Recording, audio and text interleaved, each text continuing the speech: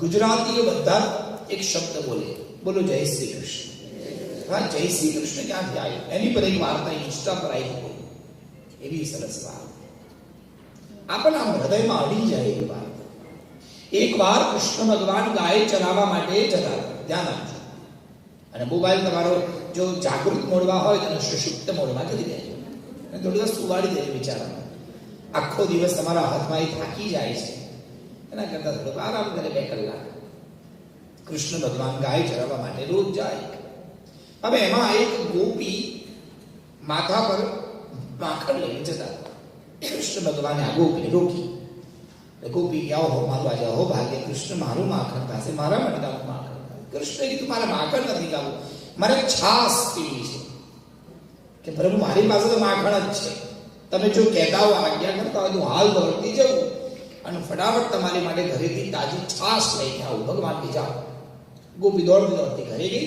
કૃષ્ણ ભગવાન રાહ જોઈને ઉભા છે. અડધો કલાક થયો, પેલી ફટાફટ ગઈ, માખણનો મટકો મૂક્યું અને બીજું છાશનું મટકો લઈ અને ફટાફટ આવી. કૃષ્ણ ભગવાન રાહ જોઈને ઉભા હતા. મટકી છાશને લઈને આવે છે ગોપી. કૃષ્ણ ભગવાન મટકી આપી, મટકી ઉતારી છાશ આમ કાઢવા જાય પાત્રમાં, એટલામાં બલરામજી બૂમ પાડી, કાના ક્યાં છો? જ્યારે સુધી મોડું થાય છે. એટલે હવે કનૈયાએ છાશ પીવી હતી, પણ મોટા ભાઈનો અવાજ આવ્યો એટલે છાશ પીધા વગર પ્રભુ ઉભા થઈ આમ જવા માટે રેડી થયા.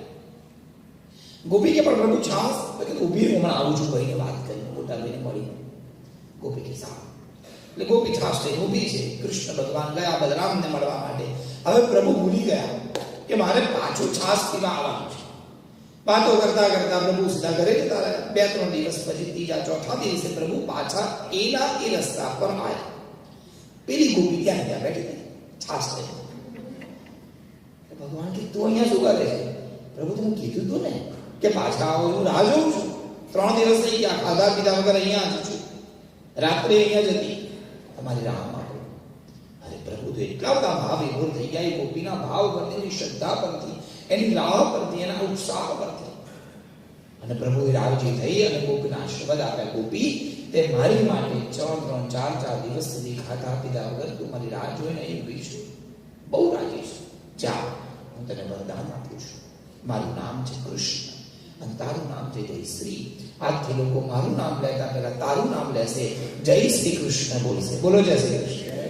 કેવી સરસ વાર્તા, પણ આ સાવ ખોટી વાર્તા છે. આ સાવ ગપ્પા છે. ક્યાંય શાસ્ત્રોમાં જય શ્રી નામની ગોપી નથી બોલી, પણ આને સાચી માની લઈએ છીએ. એવા ઘણા બધા શ્લોકો છે જેના અર્થ અલગ છે અને લોકો સમજે છે, કારણ ક્યાંક ક્યાંક આપણા જ્ઞાનનો અભાવ છે. અને માફ કરજો, કેટલાક શબ્દ મને એવા કહેવા પડે, ક્યારેક ક્યારેક આપણને એવી જ કથા ગમે છે જે આપણે સાંભળેલી હોય. સત્યનારાયણની કથામાં જો મહારાજ લીલાવતી અને કલાવતીની કથા બહુ શોર્ટમાં કહી દે અને બીજી બધી વાતો, સારી વાતો જો કે તો ગમે નહીં. એમને કે મહારાજ લીલાવતી કલાવતી આમ આવીને આમ કે ફટાફટ પૂરું કર્યું તમે. અલા પણ તમે એ તો રોજ જ સાંભળો છો. કંઈક સારા બીજા 2 શબ્દ સાંભળીએ આપણે, કંઈક નવું, કંઈક વિચારવાનું અને કંઈક સાચું. એ શીખવું એને સાચું જ્ઞાન કહેવાય. કર્પૂર ગૌરવ એ શ્લોક કપૂર પ્રગટાવવાનું નથી, એ મહાદેવના સ્વરૂપનું વર્ણન છે. એકવાર ગણપતિજી બેઠા હતા, એક બાજુ પાર્વતી માતા અને એક બાજુ મહાદેવજી ધ્યાન મુદ્રામાં. એટલે ગણપતિ પાર્વતી માતાની સામે જોયું, પછી પાછા શિવની સામે જોયું, પછી પાછા માતાજી આમ આમ જોયા. પાર્વતી શું થયું કે મામા આમ તેમ જોઉં છું, ઘડીકમાં અહીંયા ઘડીકમાં અહીંયા, ખાલી જોઉં છું. ક્યાં તમે અને ક્યાં આ? તમારું લગ્ન કોણે કરાયું? સેટિંગની કુંડળી કોણે કેળવી? કે અરે માં તમે કેટલા રૂપના અંબા, તમે કેટલા સુંદર, આમાં તો કઈ રૂપ જ નથી. તમારા કેટલા સુંદર વસ્ત્ર, અલંકાર, આભૂષણ, અને આ તો સાવ આધાંબર પહેરીને બેસે.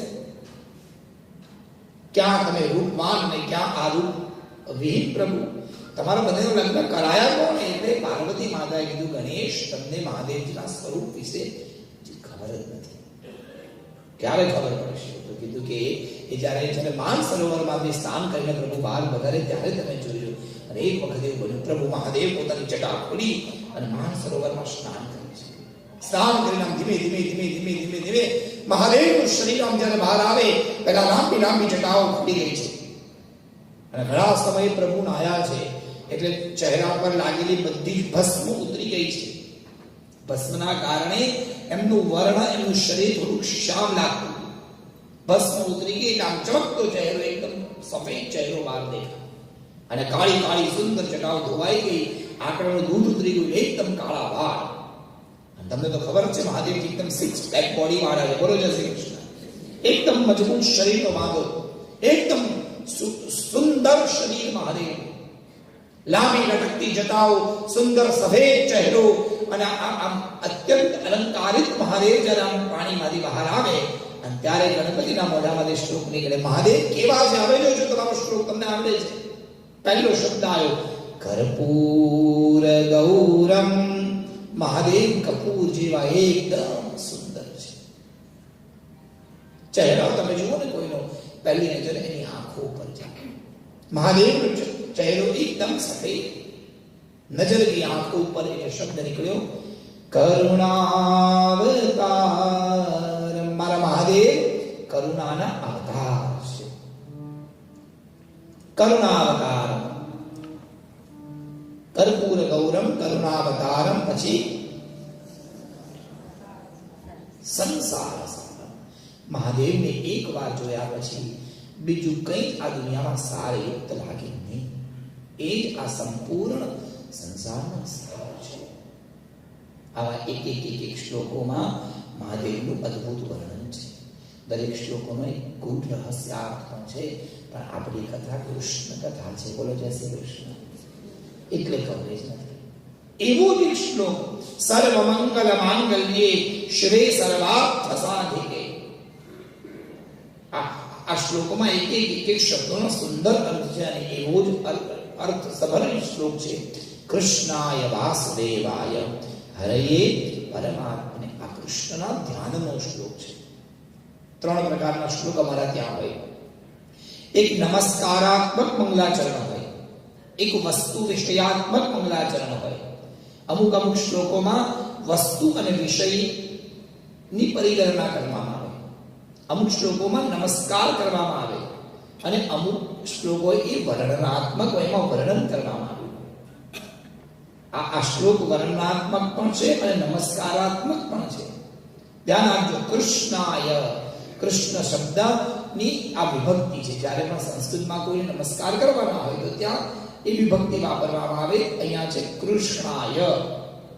કૃષ્ણાય શબ્દનો અર્થ થાય છે હું એવાને પ્રણામ કરું છું જે આ દુનિયાને આકર્ષે છે. કૃષ્ણ શબ્દનો અર્થ થાય આકર્ષણ. કૃષ્ણ શબ્દનો એક અર્થ થાય શ્યામ, જે સૌને આકર્ષે છે એવા કૃષ્ણ. બીજો શબ્દ આવ્યો વાસુદેવાય. વસુદેવજીના જે પુત્ર છે એને કહેવાય વાસુદેવ. કૃષ્ણાય આખી દુનિયાનું આકર્ષણ કરનાર અને વસુદેવજીના આ પુત્ર. તરત મનમાં પ્રશ્ન આવે તો પછી ભગવાન કહેવાય જ નહીં ને. જેમ આપણે જન્મ લીધો આપણા પિતા અને માતાના ત્યાંથી, એ તેને પણ જન્મ લીધો કૃષ્ણએ, તો એનામાં આપણામાં વિશેષતા શું? તો ત્રીજો શબ્દ વાપર્યો હરયે. એ હરિનો અવતાર છે. હરિ એટલે પ્રભુ નારાયણ. આદિ નારાયણનો જ આ અવતાર છે. આ કૃષ્ણ એ કોઈ આપણને એવું લાગે કે કૃષ્ણ ભગવાન જન્મ લઈને આવ્યા, પણ કૃષ્ણ પ્રભુ એ જન્મ અને મૃત્યુથી અલગ છે. આ તો કેવલ ને કેવલ પ્રભુ લીલા કરવા માટે આવ્યા છે. ધર્મ સંસ્થાપનાર્થાય સંભવામિ યુગે યુગે. જ્યારે જ્યારે ધર્મની સ્થાપના કરવી હોય પરમાત્માએ, ત્યારે ભગવાન અલગ અલગ રૂપે અલગ અલગ જગ્યાએ અવતાર લે. એમનું કામ પૂરું થાય કે પ્રભુ અવતાર મૂકીને પાછા સ્વધામમાં આવે. આપણને સમજાવવા માટે, આપણને હસાવવા માટે, આપણને રડાવવા માટે, આપણને એના પ્રત્યે મોહિત કરવા માટે પ્રભુ આવી વિવિધ પ્રકારની લીલા કરે. એ લીલાઓથી આપણે સૌ મોહિત બનીએ, આપણે એને પ્રેમ કરી દઈએ અને એ પ્રેમ કરતા કરતા આપણું મન એ માધવમાં લાગી જાય. માધવમાં મન લાગવું એ જ મુક્તિનો પર્યાય છે. માધવમાં મન લાગી જવું, એનાથી આપણને મુક્તિ મળે. મુક્તિ એટલે જન્મ અને મરણથી પર બની જવું.